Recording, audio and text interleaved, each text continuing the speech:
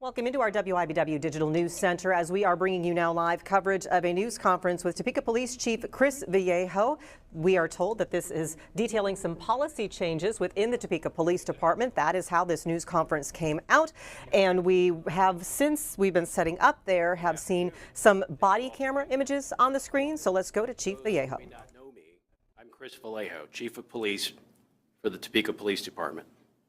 As I mark my first year serving this community as Chief of Police, I want to speak directly about transparency, accountability, and an important step forward for policing in Topeka.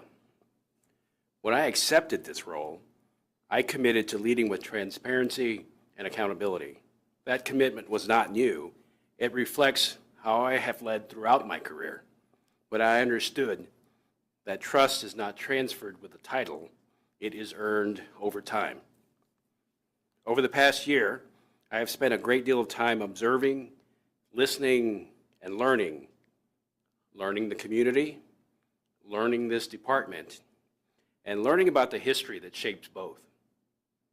I believe that process has brought us to a point where we can take a meaningful step forward together. One of the most difficult and emotionally charged issues in policing is the release of body-worn camera footage following officer-involved shootings. In Kansas and here in Topeka, there is no comprehensive state law or long-standing local practice that clearly governs public release of this footage. That lack of clarity has understandably created frustration, uncertainty, and at times mistrust. It's important to say this clearly. The ability to release body-worn camera video has existed under our labor agreement. Historically, that authority has been applied conservatively. We now have a clear policy and a shared understanding of how and when that authority should be exercised. After careful review, collaboration, and consultation, I believe we can and should move forward in a way that is thoughtful, lawful, and respectful of everyone involved. Over the latter half of 2025, we developed a body-worn camera policy release policy through a deliberate and collaborative process. That process included legal review, internal review by command staff, and meaningful input from our Community Police and Policy Advisory Committee, or CPAC. I want to sincerely thank the members of the CPAC. These are community members who volunteer their time, bring diverse perspectives, and engage in honest, sometimes difficult conversations with the shared goal of doing what is right for Topeka. This policy is stronger because it was shaped jointly with the community. At this time, I'd like to acknowledge the two CPAC members in existence. If you could even just raise your hand, Mr. Rodney Harmon. Mr. Rodney Harmon is a retired DOJ federal law enforcement officer and former U.S. military policeman with over 30 years of service. Mr. Harmon, thank you for your service and your continuing service. Ms. Amy Memmer, if you could let us know where you are. Amy Memmer is an associate professor and chair of the Criminal Justice and Legal Studies Department at Washburn University. Ms. Memmer, thank you for your continued work in this space. And I'd like to also acknowledge Dr. Christopher L. Bush, who could not be here today. Dr. Bush holds a master's or PhD and a master's in criminal justice with undergraduate studies in human services and is an alumnus of Walden and Washburn Universities. Dr. Bush, thank you for your continued service. I also want to thank our professional staff, our legal advisors, the district attorney's office, command staff, and officers who work through the complexities of policy labor agreements, privacy concerns, and investigative integrity to help make this possible. Today, I am announcing that the Topeka Police Department will release body-worn camera video related to two officer-involved shootings. Both of these incidents occurred prior to my tenure as chief. Moving forward, it is my intention that body-worn camera video from officer-involved shootings will be released in accordance with our newly established policy and in compliance with our current labor agreement with the Fraternal Order of Police and applicable city requirements. Kansas law already provides that individuals who are directly involved in an incident or certain designated family members or legal representatives have the right to request and view body-worn camera footage within a defined time frame. Under our new policy, the Topeka Police Department will proactively reach out to families or other authorized persons within 72 hours following an officer-involved shooting to offer an opportunity to view the video in the presence of the chief of the police and the appropriate city leadership. This practice builds on our existing process and is intended to demonstrate compassion and empathy for those most directly affected, while also respecting the investigative process and the rights of all involved. I want to be clear about my role in today's process. As Chief of Police, I have personally reviewed the investigative findings and body-worn camera footage for each of the 2 cases being released today. Based on that review, I support the findings of the completed investigations. That support is not political or performative. It reflects my professional judgment based on the facts, the law, and the totality of the evidence.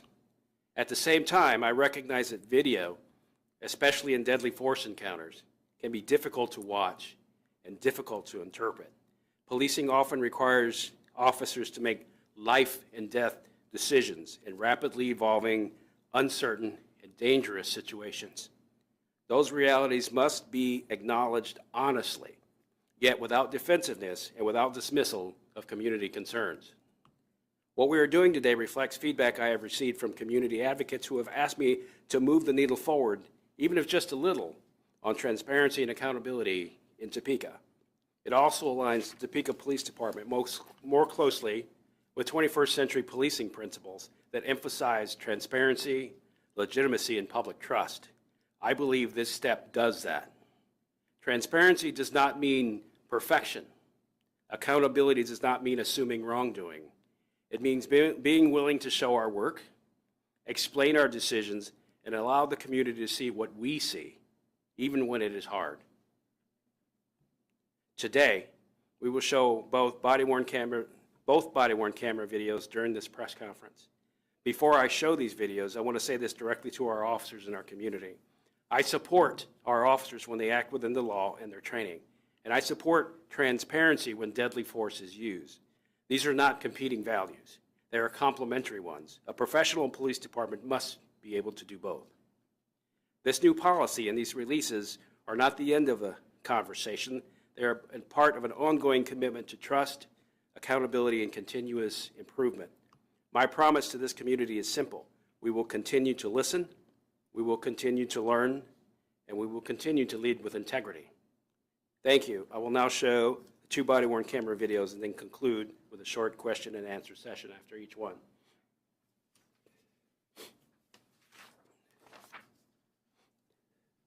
My intention is to show 2 videos and take the questions after the completion of the 2 videos. Commander Jones, I need one light here. I can't see what I'm reading. Appreciate you. There you go. Video number 1. This incident occurred on December 1st, 2022 at about 6:48 a.m. This incident involves Mr. Dylan Wallstrom and Officer Raphael Belt, R-A-P-H-A-E-L, B-E-L-T.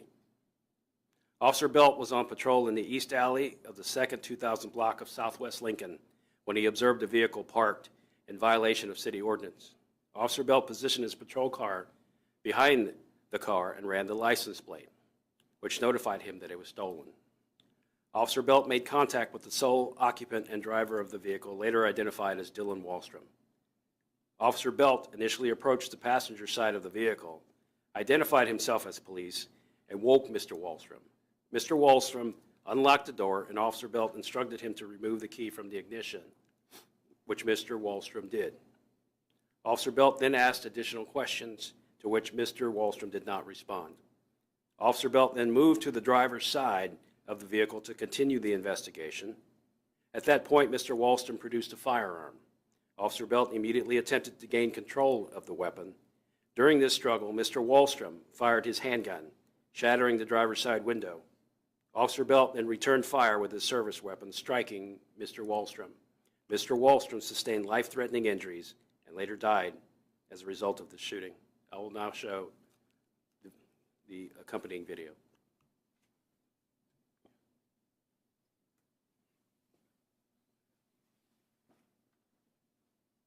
Hello, my name is Sergeant Josh Clam.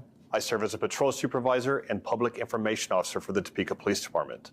Today, we are providing a critical incident community briefing regarding an officer-involved shooting that occurred on December 1st, 2022.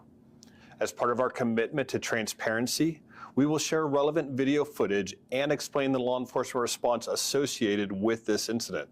Our intent is to provide the community with a clear understanding of what occurred based on the findings of the completed investigation. We understand that incidents like this can be deeply troubling and emotional for members of our community, as well as for those directly affected. We as a department understand the weight of the seriousness of this situation. Before we continue, we want to advise viewers that the footage you are about to see may be disturbing and may contain graphic images and strong language. When officers are required to use force to protect themselves or others from an immediate threat, the resulting footage can be difficult to watch. Viewer discretion is strongly advised. At approximately 6:48 a.m., a patrol officer observed a vehicle parked in the 2000 block of Southwest Lincoln in the East Alley. Parking in an alley is a violation of City of Topeka traffic ordinance. After positioning behind the vehicle, the officer ran the license plate and learned the vehicle had been reported stolen. The officer then contacted the driver and sole occupant of the vehicle, later identified as Dylan Wallstrom, age 28, of Topeka.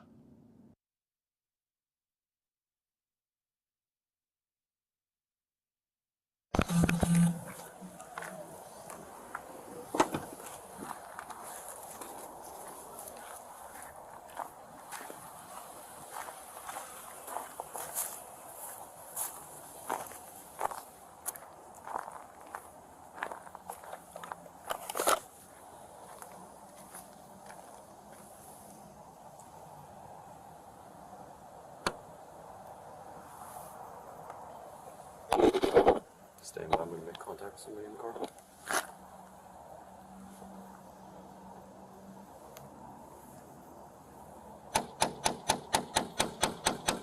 Police Department, show me your hands. Police Department, show me your hands.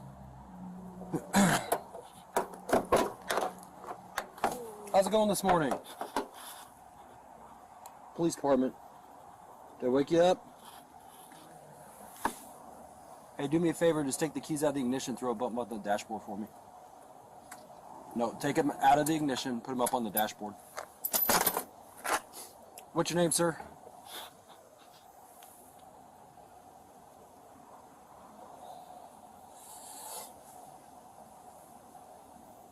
You gonna answer anything I say? Okay, put your hands up on the steering wheel for me, just leave them there.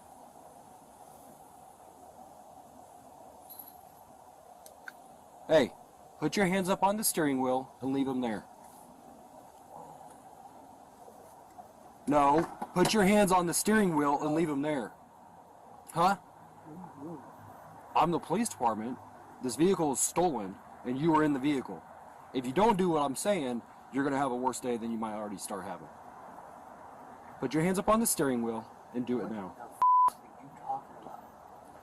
This vehicle is showing stolen.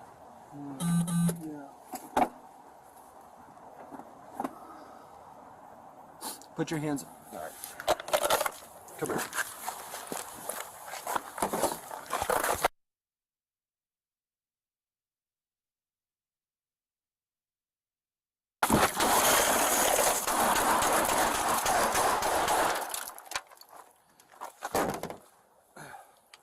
.415, signal 13, shots fired.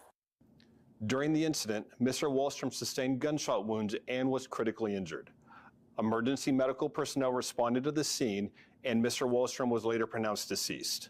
Officers recovered a firearm from Wallstrom at the scene. Critical incidents involving the use of force are among the most serious and challenging situations faced by law enforcement officers and the community they serve. In this incident, events unfolded rapidly, requiring the involved officer to make immediate decisions under tense and uncertain circumstances, with considerations for officer safety and the safety of others.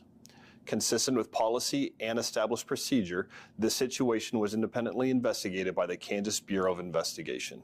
Upon completion of that investigation, the findings were submitted to the Shawnee County District Attorney's Office, which determined that the actions of the involved officer were lawful under relevant statutes. The Topeka Police Department recognizes the impact situations of this nature may have on those directly involved and on the community as a whole. We remain committed to transparency, accountability, and training consistent with professional standards and legal requirements to ensure our officers are prepared to respond professionally, lawfully, and with respect for human life.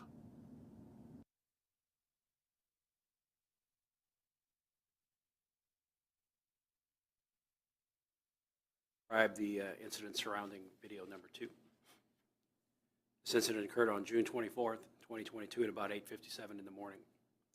The officers involved were Sergeant Travis Jepson, Jepson, Officer Gary Bledsoe, Bledsoe, Officer Ryan Blosser, Blosser, and Mr. Christopher Kelly. On June 24th, 2022 at about 8:57 in the morning, dispatch received a call from a citizen reporting a man with a knife acting erratically north of the Amtrak station located at 410 Holiday. The caller reported that the individual, later identified as Christopher Kelly, was throwing rocks at the caller's truck and behaving in a concerning manner. Sergeant Travis Jepson, Officer Bledsoe, and Officer Blosser were among several officers who responded to the scene. Officers spent approximately 50 minutes attempting to negotiate with Mr. Kelly and repeatedly instructed him to drop the knife. In further attempts to de-escalate the situation, the department used assets such as crisis negotiators, SWAT personnel, less lethal ammunitions, and had an established operations plan outlining when assets would be used. This allowed negotiators 50 minutes, nearly an hour, to speak with Mr. Kelly. As officers continued attempts to de-escalate the situation, a less lethal munition was deployed just prior to Mr. Kelly running toward officers while holding the knife. Mr. Kelly fell to the ground. However, he regained his footing and continued advancing towards officers with the knife in his hand. At that point, Officers Jepson and Blosser fired their service rifles, and Officer Bledsoe discharged his service pistol, striking Mr. Kelly. Mr. Kelly sustained life-threatening injuries, and he later died as a result of the shooting. I'll now show the video related to this incident.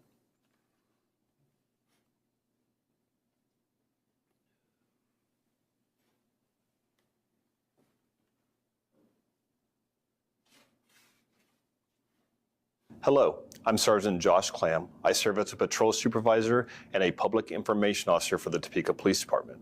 This critical incident community briefing is intended to provide you with information about an officer-involved shooting that occurred on June 24th, 2022. As part of our commitment to transparency, we will share relevant video footage and explain the law enforcement response associated with this incident. Our intent is to provide the community with a clear understanding of what occurred based on the findings of this completed investigation. We understand that incidents like this can be deeply troubling and emotional for members of our community, as well as for those directly affected. We as a department understand the weight and the seriousness of this situation. Before we continue, we want to advise viewers that the footage you're about to see may be disturbing and may contain graphic images and strong language. When officers are required to use force to protect themselves or others from an immediate threat, the resulting footage can be difficult to watch. Viewer discretion is strongly advised.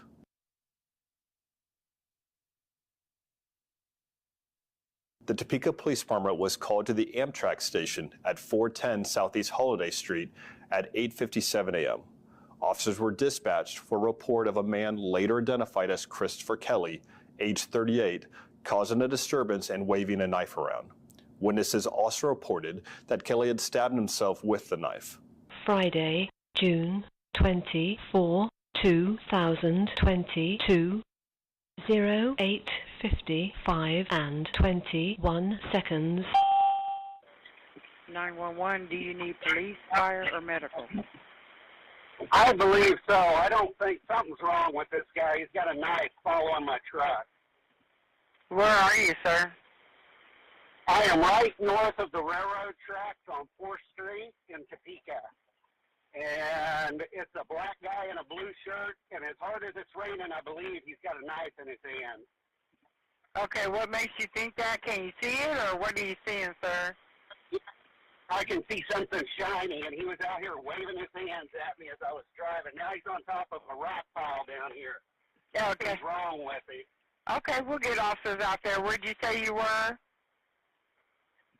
Right north of 4th Street where all the railroad tracks, where there's several sets of railroad tracks.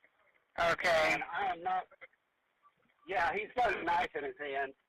Okay, and you said 4th and where, sir? I'm right north of the 4th Street Amtrak station. Oh, the Amtrak station. Okay. Yes, ma'am. I work for the railroad, and I've got my flashing lights on. Okay. So they ought to be here in a railroad truck. Okay. Is that him that I hear? Was Yes, that's here that you screaming, yes. Okay. And is he talking to you or someone else? I don't know who he's yelling at, and that's definitely a knife in his hand. Okay. Well, stay safe away. Are you far enough away from him, sir? Yeah, I lock my doors on my truck. Okay, what's your name? My name is, and I work for BNSF Railway. Okay. And is he still on the BNSF property right now, sir? Yeah, he's on top of a rock pile. He's Okay. on top of our big rock pile down here. They'll see my flashing lights on my truck. Okay. So he's just standing on top of the rock pile yelling and screaming? Yeah, he was waving the knife, but he's not doing it right at the moment. But He's Okay. still got a knife in his hand. He's breathing really hard. I don't know if something's wrong with him. Okay, and what's he wearing, sir? A blue shirt and looks like black shoes, black pants. He's a colored fella. Okay. Okay. And you said you're in a marked truck with the flashing lights on? Yes, I'm in a marked NSF truck, and I've got my flashing lights on so they'll see me. Okay, we'll get officers over there, sir. Okay. Okay. He's looking at me, y'all, and you probably might want to hurry. Yeah, I'll let him know. But if he starts coming towards you, just call Hey, I back. gotta leave. He's throwing rocks at my truck. Okay. He's Upon arrival, officers created a perimeter and attempted to communicate with Kelly from a distance. Trained crisis negotiators spoke to Kelly for approximately 30 minutes in an attempt to de-escalate the situation. Throughout the standoff, officers utilized less lethal munitions at various points as a secondary measure to try to control the scene. In the next clip, you will hear crisis negotiators and see officers use less lethal weaponry in an attempt to resolve the situation.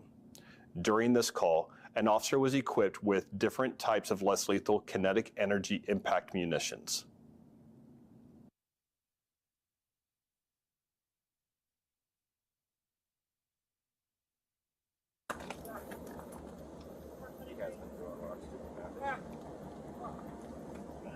Hey, put the rock down. We're not coming closer. We just need to put the knife down so I can get an ambulance in here and check you out.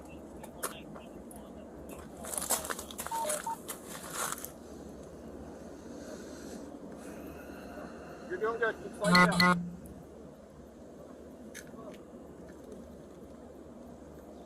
Will you put the knife down for me?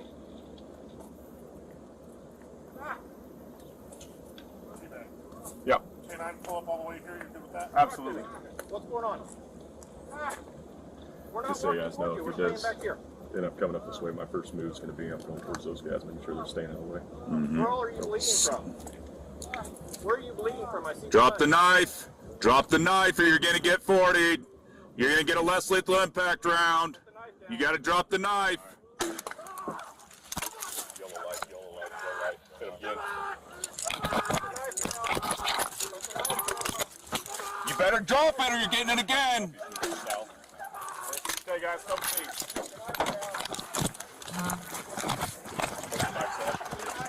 Drop it. Hit him, hit him, hit him. Hit him. All right, you're too far. You're out of range. You're out of range. After the use of less lethal munitions, crisis negotiators resumed negotiations with Kelly for approximately 20 more minutes. In the next video, you will see the conclusion of the roughly 50-minute standoff. Kelly was first struck with less lethal projectiles, followed by lethal force. You can let them know there's a direct correlation between the knife and the baton rounds, or the foam rounds. Put that knife down. They're going to hit you with those baton rounds again. I know that hurt. I don't want them to do that. Do that. Or can I still lay down? They're doing that. Set the knife down. Set it down while we're talking. That'll make us feel better. It'll make them feel better. It'll sure make you feel better when they don't hit you. And Kelly, you got to drop it. Set the knife down. 40.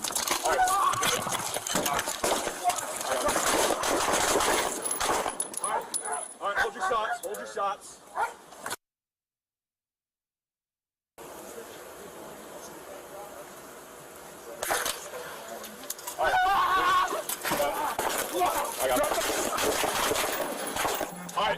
All right, hold your shots. Hold your shots.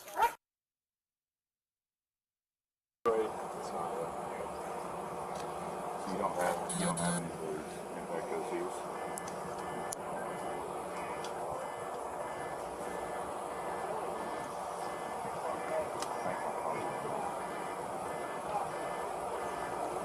Is that a call or an alarm?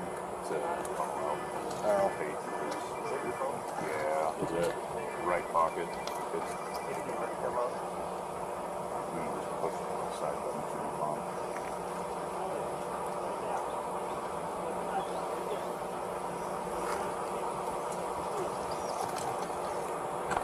You can let them know there's a direct correlation between the knife and the baton rounds, or the foam rounds.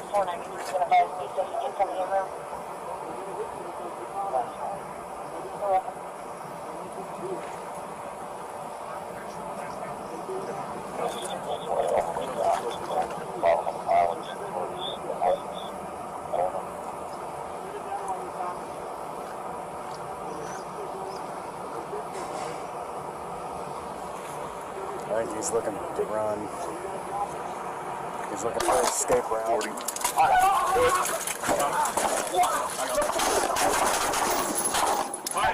All right, hold your shots. Hold your shots. Okay, wait here. Drop the knife. Drop the knife. Hey, dog over here with me. Dog over here with me. Knuckle hold. Dog with me.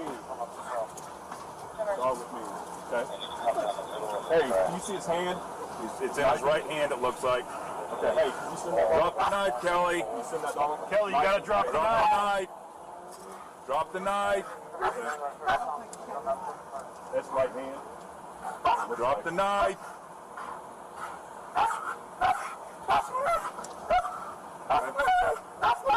Hey, drop the knife! Drop it. Send that dog if you can. Okay? Good food! Good food! Yeah! Good food! Good boy! Good boy! Good food! Good food! Alright, send him back. We're done. Out. You're out. Here. Okay? Here. Here. Okay. Yep. Good ball. Thank you. Yeah, I'm good with it. Stand by. Okay. Still grasping in that right Okay. hand. Holster up. We're good. You too. No, you're good. You got gun now. Go ahead. Out. Okay. Hand what's your less lethal? Okay. Good transition. Yep. Let me Okay, reload on here's the the 40. deal. Okay? That's our safe backdrop to the right here, okay? You're going to come up 12 o'clock. You're flanking to the left, 40, okay? Billy, you're right here in between, okay? All right, hey, Mar, come guns off, we're good. Okay, you guys good? Yep. Okay. Hey, anybody got gloves? I need gloves now, because I'm going hands. Okay, I got them. Drop the knife, Kelly. Hey, put the knife down. We can help you. I've got a first aid kit right here. I'll help you, but you got to put that knife down. We can't come close to you, okay? Just throw it down. We will come help you. We can't help you with that knife in your hand, Kelly. All right. Throw it down. You guys ready? Move. No. All right. Get back. Flank left. Another flank left. Okay. All right, hold there. Hold there. I'm actually going to come up here and get that knife out, okay? Yep. Okay. Hang on. Okay. Move up a little further. Okay. Stand by. Kelly sustained life-threatening injuries as a result of the shooting and later died at a local hospital. A knife was recovered at the scene. Critical instances involving the use of force are among the most serious and difficult situations faced by both law enforcement officers and the community. In this situation, a rapidly evolving set of circumstances required officers to make immediate decisions in the interest of public safety. Consistent with policy and established procedure, the situation was independently investigated by the Kansas Bureau of Investigation. Upon completion of that investigation, the findings were submitted to the Shawnee County District Attorney's Office, which determined that the actions of the involved officers were lawful under relevant statutes. The Topeka Police Department recognizes the impact incidents of this nature have on those directly involved and on the community as a whole. We remain committed to transparency, accountability, and continual training to ensure our officers are prepared to respond professionally, lawfully, and with respect for human life.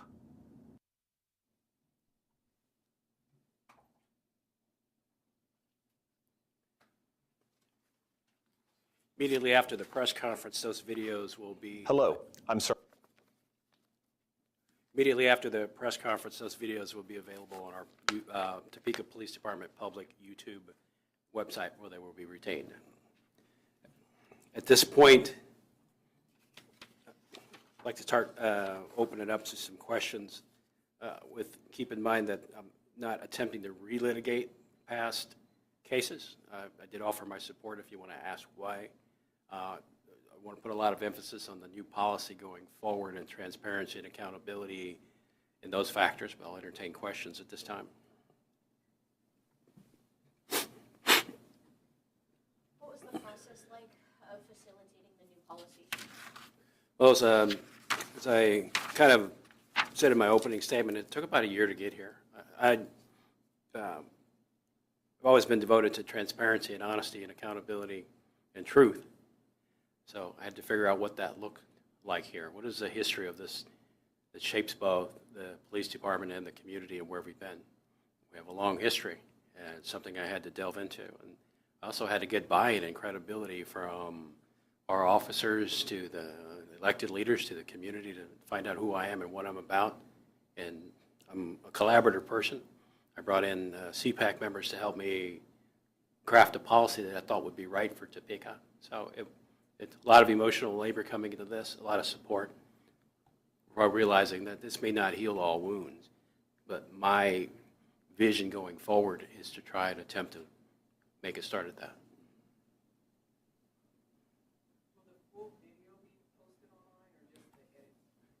On the video, the question is, will the full video or the narrated videos? The narrated videos will be on there. The bandwidth and the videos for all those would be tremendous to put hours and hours of video. This is the national best practice. Our intent behind these videos is to tell the story in a meaningful way.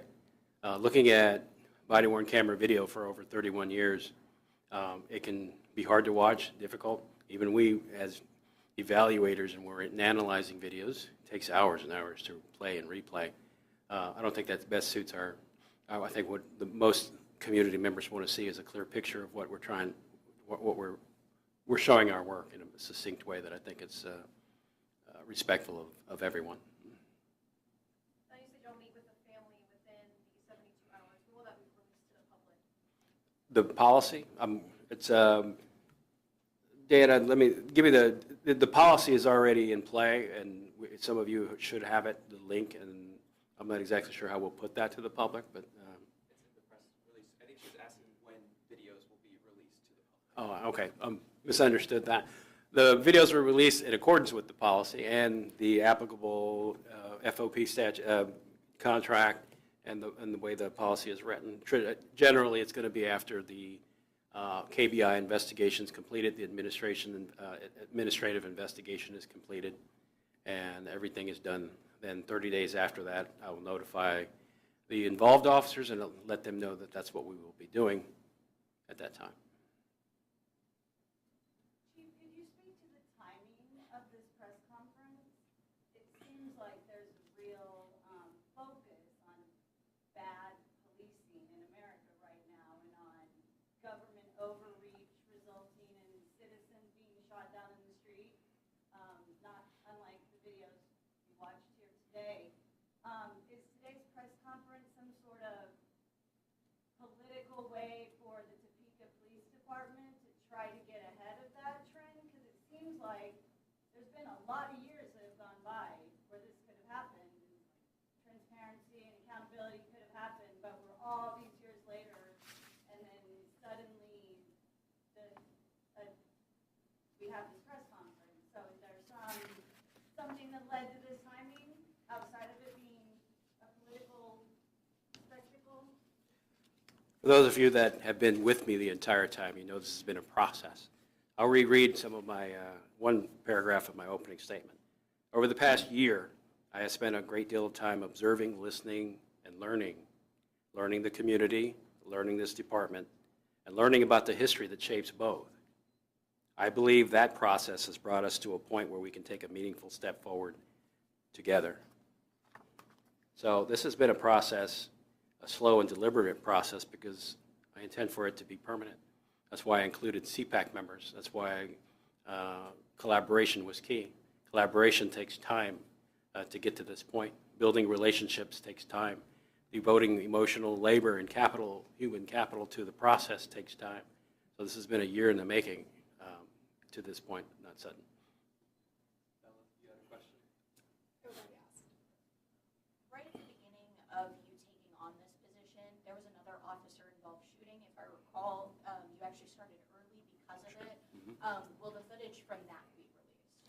Absolutely. With once the process that as outlined in the policy takes place, there also have to take into considerations fairness in the prosecutorial process as well.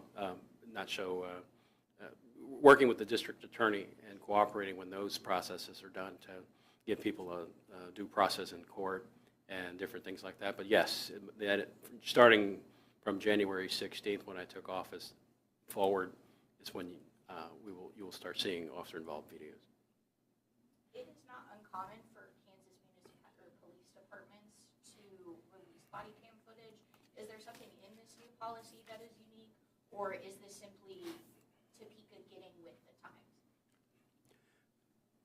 As I reiterated in my opening statement, we've always had that ability for some time. It's just forming a policy, a clear structure, and guidance to provide consistency going forward is what we needed. Just for clarification, we have repeatedly been told that the city and the police department can't release body cam footage when these specific incidences have happened. So what's changed? Me? When I got hired, I committed to being transparent, accountable, and open with what I do. So it took me a year to get here, and didn't do it alone.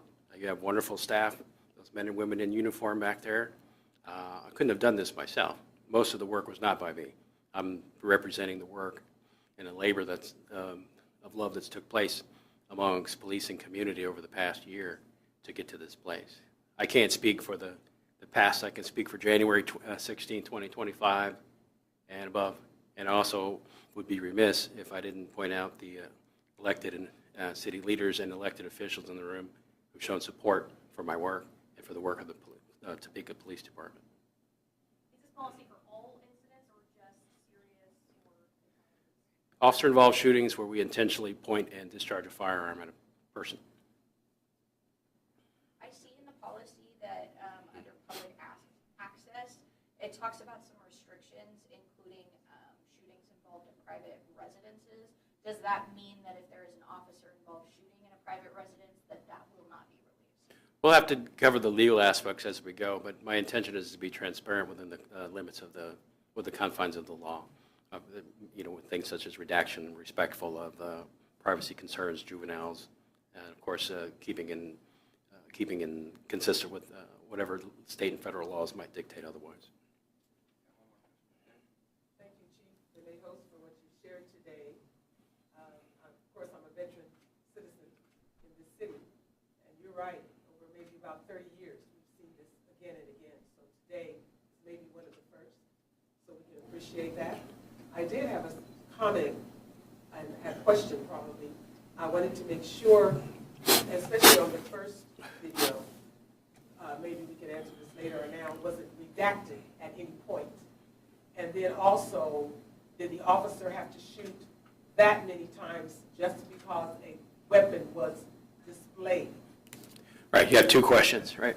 Okay, the first one is, Thank you again for after about 30 years, we're having this kind of visual, and was it redacted at any point in any place in the video? if you're asking about the video that you're seeing, there were redactions you've seen, they were documented in there.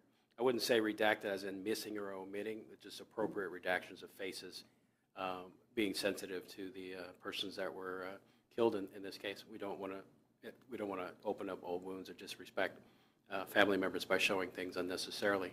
The videos that you see are enough to what we believe are enough to see the perspective and put in context of what the officer saw that day. As far as redactions, they're limited, they're documented and within the law and appropriate for what you're seeing on here. This is not a full rendition, otherwise we'd be here for a 2-day conference on looking at the videos from front to beginning. This is a national best practice to show the video this way. It helps put in context to tell a story and let the community decide. It's not the full video, you just said that, is that correct? It's in a. I wondered in that first one, would you consider that excessive force? I support the findings. To shoot someone that many times, I'm just asking you, do you consider that excessive force at all? To have to shoot someone that many times in the face? I'm curious. Let me address, you changed your question. So let me go back to your original question about the. No, let me address the first time you asked it about the number of shots. We don't train a number of shots. We train to when the officer reasonably believes the threat has been stopped. Now that's in the eye of the officer, but we have Graham v. Connor to use as a guide, and that's a reasonable guide of what a reasonable police officer at the scene would do in the same situation. We have to give our officers some leeway because these are dynamic, rapidly evolving situations. So I can't give you a number but we have to see what the officer articulates and is it reasonable in the eyes of those that are analyzing it. That's what we know. We'll take one more question. Can you give us an idea of how many shots would be appropriate against a man that just has a small kitchen knife? When the threat stopped. Way away from the officers? Mm-hmm. When the threat is stopped. Okay. Thank you all for coming. That'll conclude the press conference.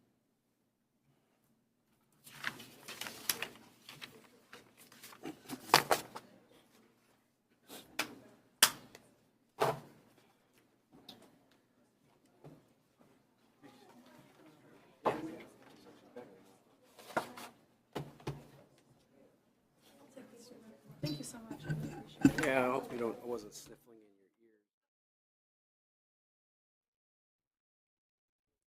And that is concluding the news conference that you have been watching with Topeka Police Chief Chris Vallejo. He was outlining a new body worn policy.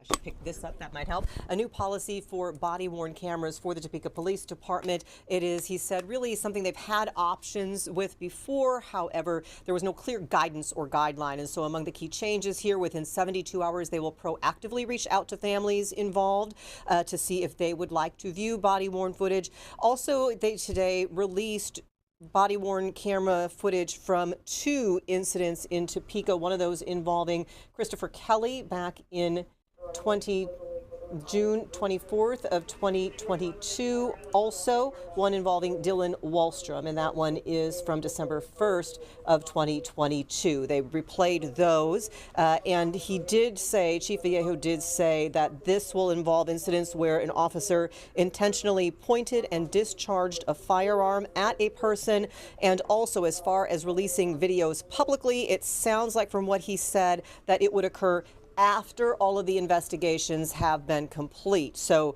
that would typically be several months afterward before this would happen publicly. 13's Claire Decatur was there at the news conference today. She is getting reactions. She will recap all of this for you as soon as it gets back in. We will get this video posted in its entirety on WIBW.com and also under those news clips on our WIBW Roku app. For now, appreciate you watching and stay tuned. We have Midday in Kansas coming your way here on the stream and on your streaming apps in 15 minutes.